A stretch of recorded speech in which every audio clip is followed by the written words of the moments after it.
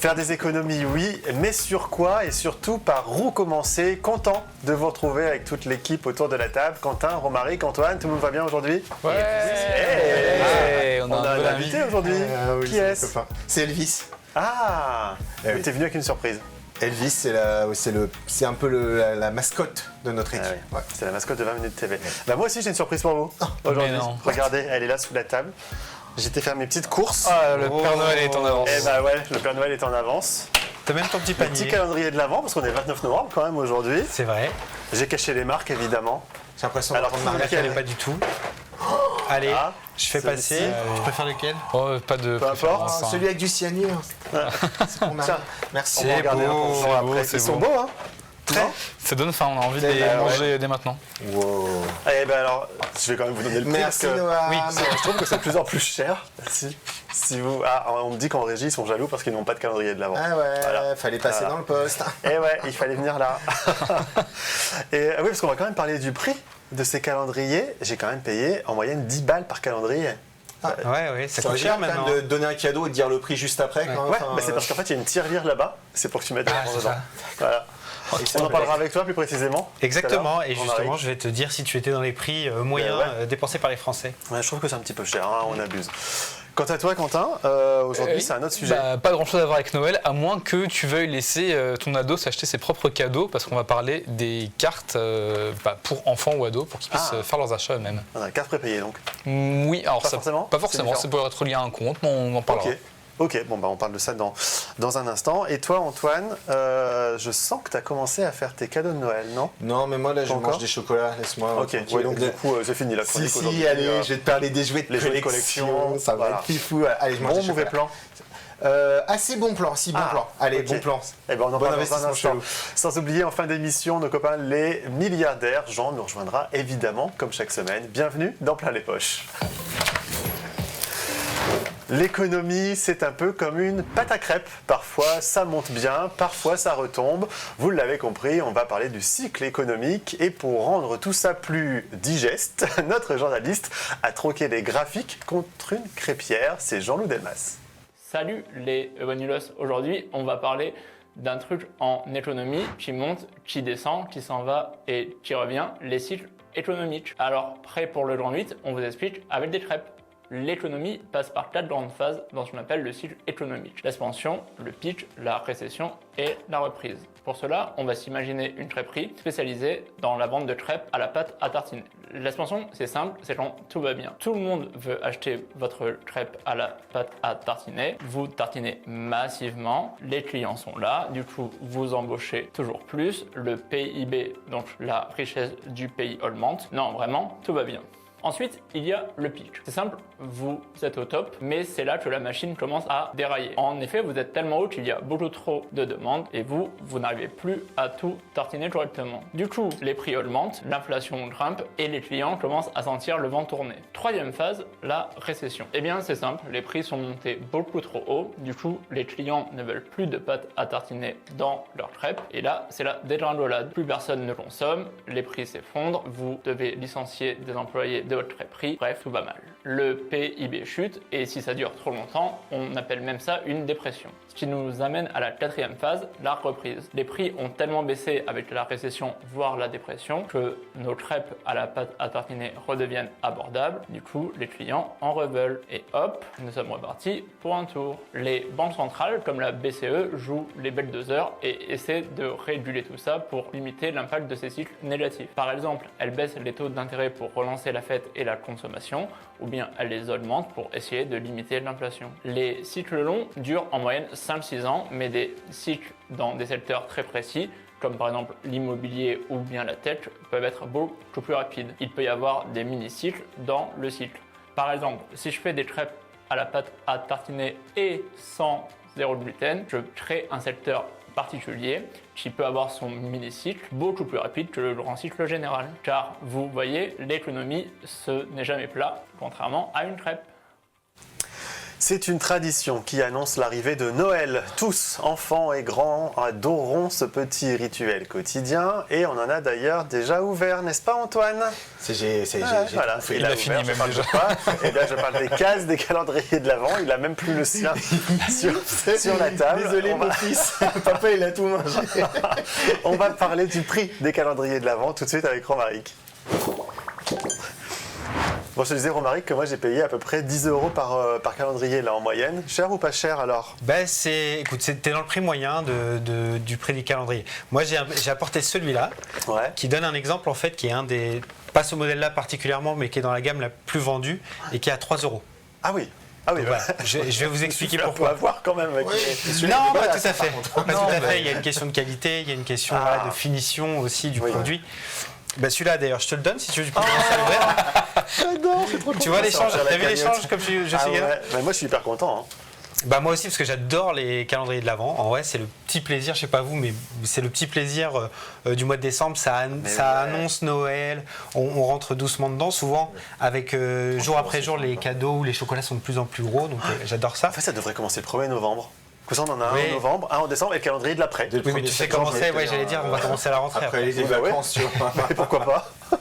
Du coup, je me suis demandé si j'étais le seul à aimer ça et on allait demander dans la rue. Bah oui, personne n'en achète. Est-ce que les gens aiment les calendriers de l'Avent? Est-ce qu'ils en achètent? Et puis, quel genre de calendrier de l'Avent? Oui, j'en achète chaque année. Avec chocolat pour chaque jour, un petit chocolat. Je trouve ça, j'aime bien le concept, j'aime bien les faire moi. J'aime bien en faire pour mes potes ou bien voilà. Ça m'arrive, enfin j'en achète moins depuis quelques années parce que je trouve souvent les prix un peu hallucinants. Et puis je trouve ça plus drôle d'avoir des calendriers parfois fabriqués ou...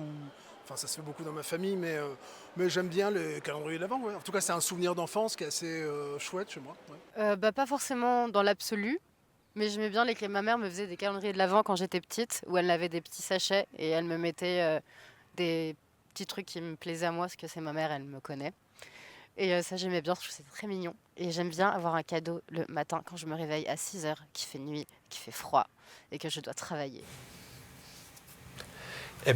On voit que les gens aiment les calendriers de l'Avent quand même. C'est une petite tradition qu'on a depuis enfant. C'est finalement une grande partie des Français qui aiment ça parce qu'aujourd'hui, il y a 20 millions de calendriers de l'Avent qui sont vendus par an en France. Donc c'est un point qui est très intéressant, qui se développe, et notamment parce qu'on a une très grande gamme aujourd'hui de calendriers de l'Avent. Alors, je te disais tout à l'heure, pour 10 €, tu étais dans le prix moyen de ce qui se vend. En fait, en moyenne, c'est entre 8 et 10 ce que dépensent les Français pour un calendrier de l'Avent. Mais on va regarder tout de suite ce que contient ce prix. Voilà la composition du prix. Allez. Je me déplace à l'écran. Tu prends ma place? Tu sais pourquoi je prends ta place? Pour les petits. Parce qu'il y a plus de calendriers de l'Avent ici. C'est ça. Et hop, ils sont numérotés, j'ai regardé ce qui était ouvert ou pas. Donc là, on a pris l'exemple d'un calendrier de l'Avent au chocolat. De chocolat parce que c'est le plus vendu, c'est à peu près 40% des calendriers de l'Avent qui sont au chocolat. C'est quelque chose qui est en train de changer, mais c'est encore une grande majorité. Donc la composition en fait, d'un calendrier de l'Avent, c'est 30% de matières premières à peu près. Comme d'habitude, je me tourne juste pour laisser place à cette belle illustration. Donc le chocolat, matière première. Voilà, la matière première. Alors là, c'est chocolat, ça peut marcher aussi pour les friandises, des choses comme ça, mais ce qui se mange en général comme gourmandise. Ensuite, on a l'assemblage. La plupart des calendriers de l'Avent, beaucoup de calendriers de l'Avent sont produits en Asie, comme d'habitude. Il y en a quelques-uns qui sont en Europe, mais c'est souvent ceux qui sont un peu plus chers. Donc ça, c'est 15%, l'assemblage. On a la logistique, donc, qui est le transport, en fait, tout ce qui est logistique à la fabrication et au transport, livraison, c'est 10%. Marketing et pub, parce que ça se développe beaucoup, c'est 20% du prix aujourd'hui, parce qu'il y a une vraie compétition qui s'est créée dans les calendriers de l'Avent. La marge distributeur, c'est 15%, ça c'est pour les supermarchés le plus souvent ou les magasins spécialisés. Et la marge fabricant, c'est 5%. Derrière, on inclut une petite taxe, la TVA à 20%, ça représente 5% du prix. Donc on sent que ce sont les matières premières et le marketing en fait qui pèsent le plus dans ces produits. Et ça crée un phénomène assez intéressant parce qu'on a de plus en plus de calendriers de l'Avent qui sont à des prix abordables, comme celui que je vous ai montré qui est à 3 €. C'est là-bas. Voilà, celui-là. Mais la dépense des Français moyenne dans les calendriers de l'Avent, elle explose en fait. Il y a deux raisons à ça. D'abord, c'est parce qu'en fait, les calendriers de l'Avent, ça devient de plus en plus populaire. Donc, c'est quelque chose, ça devient un vrai événement. C'est plus seulement pour les enfants, on l'offre. Donc, on met un peu plus d'argent, on investit dans des trucs un petit peu plus jolis, un petit peu plus travaillés. Et surtout, on est prêt à dépenser plus de manière générale. Mais je vous explique après cette nouvelle vidéo dans laquelle on a demandé aux gens combien ils seraient prêts à mettre dans un calendrier de l'Avent. Bah, je suis prêt à payer 10 euros. Bah, ça dépend des produits qu'il y a à l'intérieur. Cosmétiques, si c'est genre une bonne marque de cosmétiques, je pense que je peux mettre 100, 150. Mais si c'est vraiment une très bonne marque et que c'est des bons produits, le chocolat, pareil, je pense que je mets pas grand-chose, je mets peut-être 20 balles. Je n'ai pas envie d'avoir un calendrier de l'Avent, je peux donner des marques, un Kinder, au chocolat ou je ne sais quoi, enfin des calendriers qui sont comme ça un peu basiques, qui sont plus pour les mômes. Moi j'ai envie que ce soit un peu rigolo et plutôt bon. Et dans ces cas-là, on passe à une autre gamme de prix. Mais je sais pas, je trouve que 20, 25, 30 euros, si c'est sympa, ouais. Bah 12,50 €. Parce que 12 euros, je trouve ça un peu chiche, en mode voilà. Et 13 euros, je trouve ça trop. Bah, pour du cosmétique, entre 60 90 en vrai. 90, c'est vraiment si j'ai de l'argent à jeter, si j'ai de l'argent plein les poches. Tu vois, c'est 12,50 €. Oui, elle est très précise, cette dernière jeune femme là. Mais c'est bien, ça veut dire qu'elle tient ses comptes, elle sait ce qu'elle dépense. Donc, elle, comme les autres, on le disait, on est de plus en plus à même d'investir en fait dans les calendriers de l'Avent. Ça devient un vrai cadeau, ça devient un vrai événement. Et là, on avait un monsieur qui était prêt à mettre plusieurs dizaines d'euros. Et c'est la tendance en fait, on en met de plus en plus parce que j'ai trouvé un chiffre qui m'a vraiment surpris, c'est que le nombre de calendriers de l'Avent vendus en France a doublé en 10 ans. Et c'est une tendance qui est vraiment haussière. Ça devient un vrai cadeau. C'est presque un avant Noël, c'est l'apéritif de Noël, quoi. Ah bah ouais. Et j'adore. Ah bah moi aussi j'adore. Ah, l'apéro. Et justement, il y a des calendriers de l'Avent apéro maintenant. Ouais. Et si en fait l'engouement et le prix qui est dépensé par les Français est de plus en plus important, c'est parce que c'est plus simplement des chocolats maintenant qu'on met dedans. On met des produits de beauté, on met parfois de la bière à consommer avec modération. On met des jouets pour les enfants, il y a des calendriers de l'Avent avec des jouets. Et tout ça, en fait, ça fait des matières premières qui sont beaucoup plus importantes, donc le prix d'investissement. Ouais. Tout à l'heure, on avait dans les images certains calendriers, on avait un de saucisson qui coûtait une 60aine d'euros, mais on avait certains de marques de luxe par exemple, voilà, qui vont de 300 à 600 euros. Donc autant dire qu'en fait, ces nouvelles perceptions du calendrier de l'Avent, on n'est plus du tout dans le côté religieux, tout ça. On est vraiment dans un avant Noël qu'on prépare, on fait une petite chauffe. Autant le mettre au pied du sapin, ça fait un cadeau pour l'année d'après. Presque, parce que c'est justement pour payer un petit peu moins cher ces calendriers de l'Avent. Alors j'en parlais avec Jean, notre ami milliardaire tout à l'heure, qui lui m'a dit qu'il n'a pas ce genre de problème. Évidemment. Ça fait un peu radin, mais une des solutions, c'est peut-être d'acheter ces calendriers de l'Avent le 26 ou le 27 décembre. Au pire, le chocolat périmé. Oui, alors je regardais tout à l'heure, ça va. Hein. Ils ont tous 2 ans, donc ça tient le choc. Mais par exemple, pour les produits de beauté ou pour d'autres produits qui ne se périment pas, on les achète le 26 ou 27, ils perdent automatiquement 50% de leur valeur, donc c'est une belle économie. Et même si on attend début janvier, il y a des déstockages, on peut aller jusqu'à 70-80% de. Donc sur un produit à 600 euros, ça fait un beau. Une belle économie. Ouais. Poche dans la pièce. Petite pièce dans la poche, pardon. Ouais. Merci Romaric. Merci à toi. Vous avez peut-être déjà vu ces cartes argent de poche ou cartes prépayées pour ados qui fleurissent un peu partout. Est-ce juste un gadget ou une vraie solution pour apprendre à gérer son argent? On en parle avec Quentin Meunier. Moi, j'en ai jamais eu, Quentin, de carte prépayée. Hein. Je te le dis tout de suite, parce que je sens que tu vas me poser la question. Non, je ne sais pas poser la question. Je sais pas comment ça marche. Je pense. Non, effectivement, c'est pour apprendre à gérer son argent comme un adulte responsable, parce qu'ici, plein les poches, c'est tous et toutes ceux qu'on est. Ça se développe très vite, ces cartes prépayées ou cartes pour ados.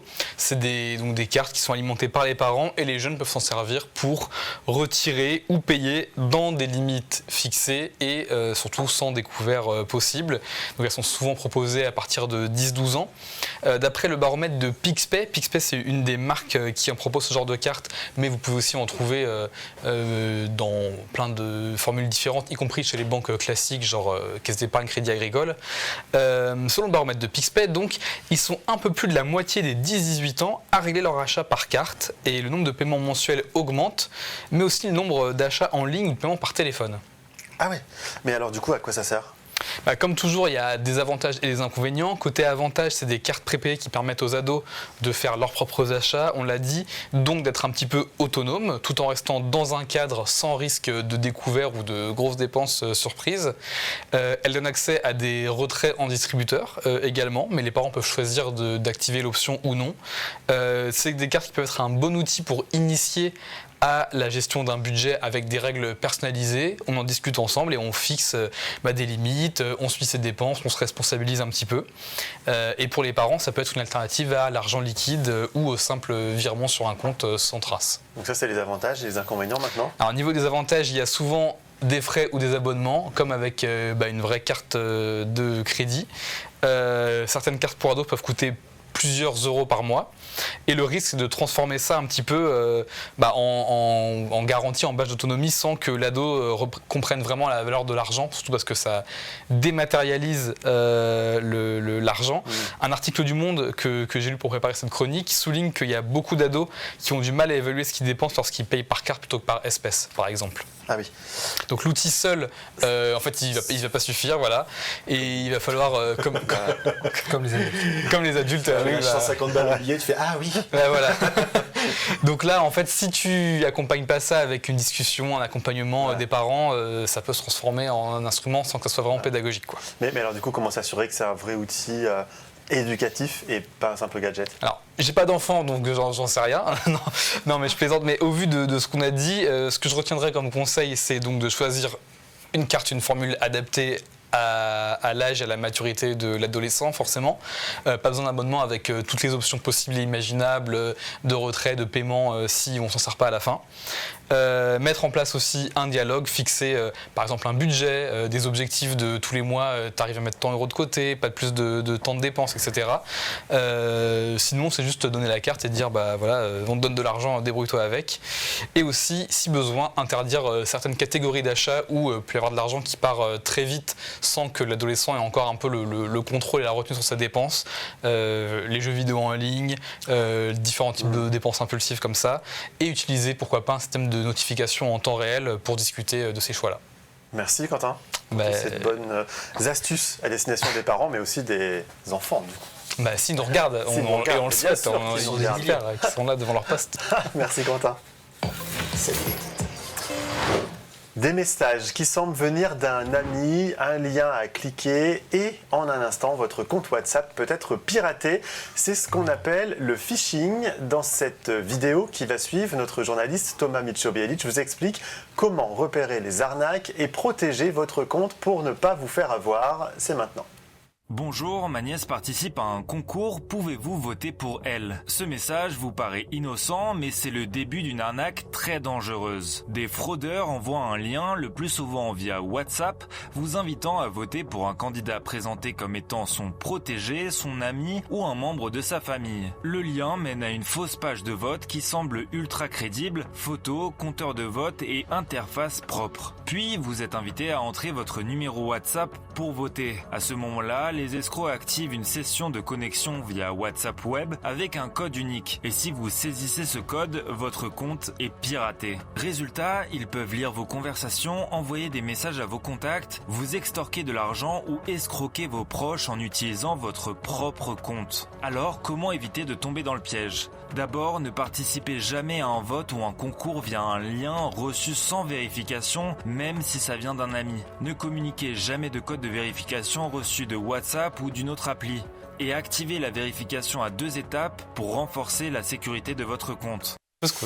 Les collectionneurs le savent, certains jouets valent aujourd'hui des milliers d'euros, mais pour le commun des mortels, est-ce vraiment rentable d'investir dans des jouets de collection?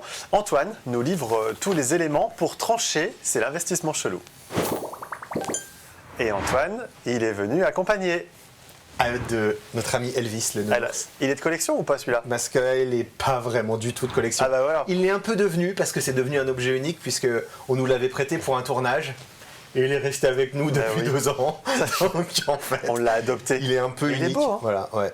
Au début, il s'appelait Michel, mais on l'a rebaptisé Elvis parce qu'on trouvait ça carrément plus cool. Et là, il n'a pas la mèche, mais bon. Donc, comme je te le montre tout de suite, j'amène un petit peu de douceur dans ce monde de brute épaisse aujourd'hui. C'est mignon. Je t'emmène, Noam, Romaric, Quentin, notre milliardaire qui arrivera tout à l'heure. Je vous emmène au pays des doudous, des nains, des petits quinquins. Alors, je sais pas vous, mais moi, quand je vais en excursion chez mes parents, il y a des fois, j'ouvre des vieilles boîtes et je retombe sur des jouets d'enfance. La station spatiale Lego, le village Playmobil médiéval, toute mon armurerie serial killer en plastique, tous les trucs que j'avais gardés de la fête foraine, quoi. Non, pas vous. Eh ben, Non. moi je garde tout ça. En fait, ma mère garde absolument tout. Elle a un grand grenier, ta mère. Ah ouais. Puis c'est Diogène, Michel Diogène, quoi. Elle a vraiment tout à la maison. Donc au passage, eh ben, ça me permet de me rendre compte que j'ai beaucoup de trucs et je me dis des fois, comme ils sont en excellent état, si je mettais tout ce fourbi sur Internet, combien que ça me rapporterait? Oui. Et bien la réponse, c'est pas loin de 0. En fait, parce que je prenais grand soin de mes jouets qui se font détruire systématiquement par mon fils, mais j'avais pas conservé les emballages. Et oui, voilà, tout simplement. Pour attiser la curiosité des collectionneurs, eh ben, il faut les boîtes d'emballage des jouets.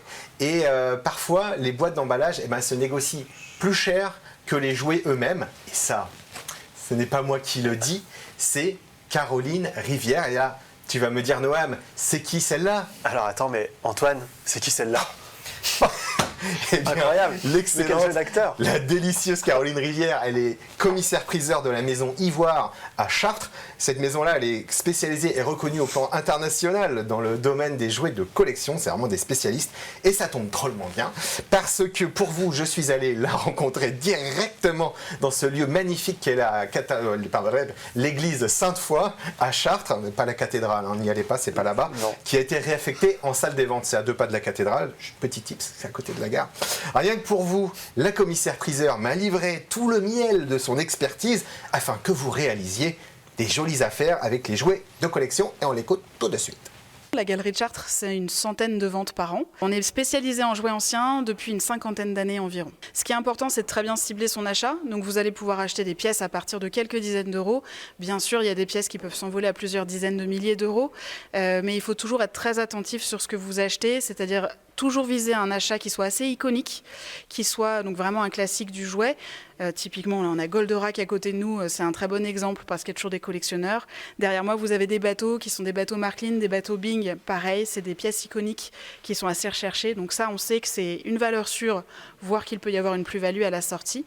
Mais même à partir de quelques dizaines d'euros, à partir du moment où le jouet est en bel état et que c'est un jouet qui a marqué son temps, il peut y avoir quelque chose d'intéressant aussi à la sortie. On va avoir un prix d'entrée, on peut trouver des pièces à 10-20 euros dans un vide-grenier. À la revente en salle des ventes, on peut faire une plus-value x10, voire x100 si c'est état neuf en boîte très facilement. C'est pas l'ancienneté qui va faire le prix, vous pouvez avoir des jouets qui restent très abordables et ça peut permettre d'avoir des pièces qui sont assez charmantes déjà et puis qui gardent quand même une certaine valeur à partir de quelques dizaines d'euros. Alors je pense à des marques comme Joustra par exemple, mais qui est une marque après-guerre, mais même des marques un peu plus anciennes, des petites marques comme Chouco, comme SFA.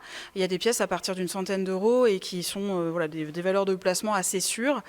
Bien sûr, derrière, il y a des pièces qui vont monter beaucoup plus cher. Il faut que ce soit vraiment très bel état, en boîte. C'est vraiment le critère en fait qui va déterminer et la valeur et la prise de valeur éventuellement à l'avenir.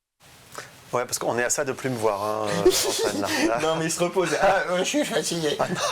Non, pauvre Elvis. Merci Caroline. Merci Caroline Rivière. Vous pouvez aller la voir à la salle des ventes. Il y a des ventes quasiment tous les mois. Donc, elle nous a donné 3 petits tips. Numéro 1. C'est pas forcément l'ancienneté qui fait le prix. On peut avoir des trucs très vieux qui valent pas grand chose, même si pour l'instant les jouets des années 80, donc les miens, ils n'ont pas encore atteint le moment où ils ont un peu le vent en poupe, donc c'est pas la peine de vous précipiter. Je me suis renseigné pour les Sylvaniens de ma femme et mes jouets quand j'étais gosse. Ça sert à rien, on va pas faire un petit billet, chérie, c'est mort. Numéro 2, les salles des ventes, elles sont accessibles à tous et gratuitement. Déjà, c'est rigolo. Alors, il se trouve qu'à Chartres, en plus, c'est beau, mais il y en a aussi à Paris. Vous pouvez aller voir une salle des ventes, c'est toujours un petit truc marrant à faire. Ça vaut le coup d'y aller. En plus, il y a des objets à des prix abordables en ce qui concerne les jouets. En moins de 100 euros, vous pouvez acheter des trucs stylés que vous pouvez offrir dans la famille, tout simplement, hein, en dehors de l'investissement chelou. Numéro 3, on privilégie l'excellent état, voire l'état neuf en fait en réalité et en boîte. Si on veut monter à des prix sympas à la sortie, donc elle parlait de quelques milliers d'euros, voire dizaines de milliers d'euros, c'est-à-dire qu'on peut se retrouver avec des ventes qui montent très très haut. Voilà, c'est un petit investissement chelou, plutôt chouette, sauf Nounours qui, lui, pour l'instant, lui, c'est bon, il va attendre quelques décennies avant. Il a passé l'arme à gauche, là. Merci, Antoine. Tu vas en faire un petit peu de place pour Jean qui va bientôt arriver, parce qu'il est temps, ça y est, messieurs, dames, de s'intéresser à nos amis milliardaires, car les ultra-riches ont, comme chaque semaine, des choses à nous raconter. C'est tout de suite. Oh là là, il s'est changé aujourd'hui, Jean. Il a troqué le vélo de la semaine dernière. Pardon. Plein les poches. On est là. Hein. Les auditeurs. J'arrive. Ok. Un bisou. Il est un petit peu occupé. Oh oui. Pardon. Non, mais il n'y a pas de problème, on te laisse faire. Enfin, l'émission est à toi. Hein. Jeff Bezos, il me harcèle. Qu'est-ce qu'il a Tous les ans, c'est pareil. Le réveillon de Noël dans les Hamptons, c'est ce que tu viens, machin. J'en ai marre. Et alors, tu vas ? Oui, je vais y aller. Mais il a la chiasse, quoi. C'est bon, Jeff. Arrête. C'est quand même un petit peu savoir, on est le 29 novembre non plus. Oui, non. Enfin bref, pardon, excusez-moi. Très beau trophée de chasse, le magnifique. Il est jamais on tue le nounours, c'est un être vivant. On le tuera pas. On va parler cinéma. Messieurs, on va parler cinéma, on va parler 7e art, grand écran. Alors, ça n'est pas petit divertissement du dimanche soir, non, je vous parle de monstres sacrés. Si je vous dis 2 géants du cinéma hollywoodien d'origine italienne, vous me dites Leonardo DiCaprio. Pas du tout, mais peut-être qu'il y en a d'autres. Peut-être un petit peu plus vieux. Oui. Pas du tout, vous ne l'avez pas, mais c'est pas grave. Léonard de Vinci, moi j'ai les réponses, alors oui. je triche. C'est Al Pacino et Robert De Niro. Et oui, j'ai l'immense plaisir de vous annoncer que ces 2 géants ont retourné ensemble. Et oui, vous avez bien entendu, Tony Montana et Al Capone partagent l'affiche ensemble. Mais c'est pas la première fois. Alors c'est pas la première fois, effectivement. Tu es un grand cinéphile de l'âme. Alors il y a bien sûr. J'ai regardé les tuches ce week-end. Et voilà, alors ils étaient pas dans les tuches, mais ils étaient dans Hit, évidemment, un Hit. Alors on se fait un petit kiff, on va regarder un petit extrait de Hit tout de suite. C'est pareil. T'as pas dû en voir beaucoup des paumés de ce genre. J'en vois de toutes les couleurs. Ça, c'est le passage clé du film, quand ils sont à la cafétéria. Alors, si vous ne le connaissez pas, vraiment, rematez-le. Ils sont aussi apparus ensemble dans Le Parrain. Alors, ne chipotons pas, c'est pas dans le même film, mais c'est la même œuvre, donc on va dire qu'ils sont ensemble. La Loi et l'Ordre aussi, bon, alors c'était complètement nul. The Irishman, alors ça c'était cool. Je me suis endormi, c'était beaucoup trop long. On s'en fout, les 2 hommes sont réunis dans une nouvelle collab. Alors qu'est-ce que ça va être? Un film de gangster, un cambriolage, un serial killer, peut-être une comédie. Roulement de tambour. Roulement de tambour, c'est un film sur des doudounes. Des doudounes, ouais. Ok. Alors, comment ça? Et pourquoi? Parce que la maison de luxe italienne Moncler a réuni les 2 artistes pour la campagne Warmer Together. En gros, c'est on a plus chaud quand on est ensemble, ce qui est tout à fait vrai. Ils tapent la discute sur les toits de New York et ça permet de vanter les bienfaits de la marque. Alors Moncler, écoutez, c'est très simple si vous ne voyez pas ce que c'est. Quand vous êtes au sport d'hiver et quand vous êtes à Megève, les gens qui sortent du spa ou du resto gastro, ils portent une doudoune, et c'est une doudoune Moncler. Voilà, c'est hyper simple, enfin voilà, vous pouvez pas la rater. Mais ça, on a déjà vu dans les pubs. Alors, on a déjà vu, exactement, c'est-à-dire des collabs avec des acteurs-actrices. Alors, il y avait Clooney du Jardin et Cotin pour Nespresso. On avait DiCaprio, on en parlait tout à l'heure, et son petit teckel pour Fiat. Alors, c'était déjà de belles œuvres. Là, on est quand même carrément au-dessus. Alors, on ne sait pas combien la marque Moncler a déboursé pour réunir ces 2 géants. Ce qu'on espère, c'est qu'ils vont peut-être aller jusqu'aux Oscars avec ce clip. Et puis s'ils n'y arrivent pas, au moins ils auront passé l'hiver au chaud. Et leur compte en banque aussi, évidemment. Évidemment. Voilà. Et je vais terminer en récupérant mon calendrier de l'Avent. Mais regarde, il est là. Personne ne pense à moi. Si, pardon. Il est là. C'est pas parce que voilà, il n'y a pas de petit profil. T'as le plus cher, évidemment. Merci. Ça me fait très d'accord, plaisir. l'édition de luxe. Il y a de l'or dessus. Et d'ailleurs, en parlant de calendrier de l'Avent, on va faire un petit coucou à nos amis en régie, parce que tout à l'heure, ils n'étaient pas contents de ne pas avoir de calendrier de l'Avent. Et ça y est, regardez, on les voit à l'image. Le calendrier est arrivé. On leur fait un petit coucou. Voilà, merci à vous d'être là. C'est la fin de cette émission. Vous pouvez retrouver l'intégralité de nos contenus sur 20minutes.fr et sur nos réseaux sociaux. Merci de nous suivre chaque semaine. On se retrouve la semaine prochaine à la même heure. Et d'ici là, soyez riches.